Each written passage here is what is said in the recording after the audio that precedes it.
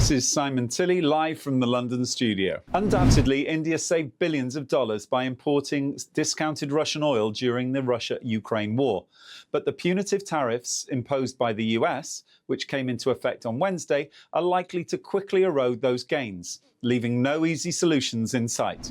India's foreign policy has been shaped by figures like Ajit Doval and S. Jaishankar. However, recent adventurism, particularly in the name of Operation Sindoor, has damaged India's image and put the country on the back foot.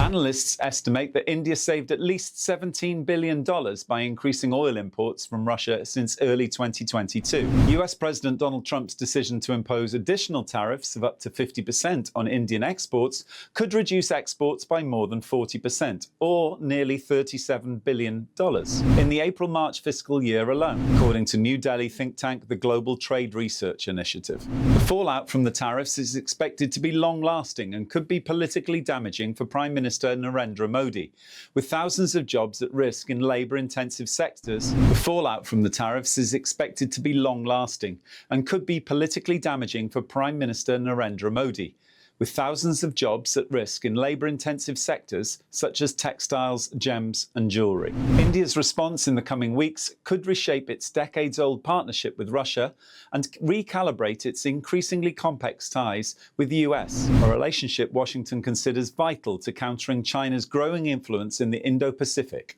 analysts said.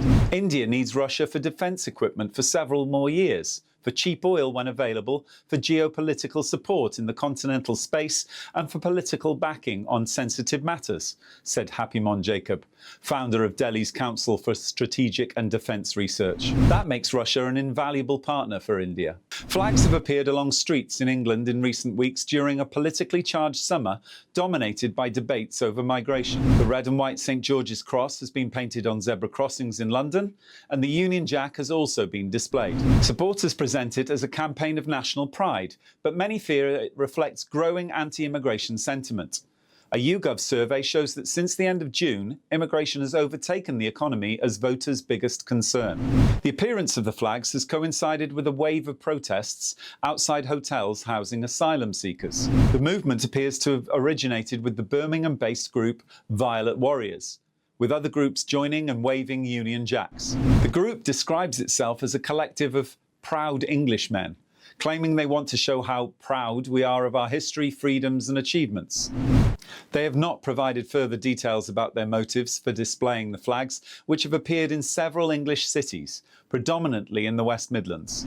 Historically, the Union flag was adopted as a symbol by the far-right National Front Party in the 1970s, which openly promoted white supremacist views. Keep watching Ocean News.